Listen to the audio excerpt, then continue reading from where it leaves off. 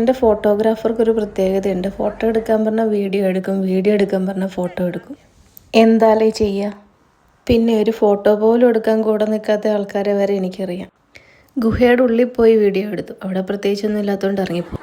ഒളിച്ചിരുന്ന് പ്രേമിച്ചുകൊണ്ടിരുന്ന പ്രാവിനെ പോലും വെറുതെ വിട്ടില്ല.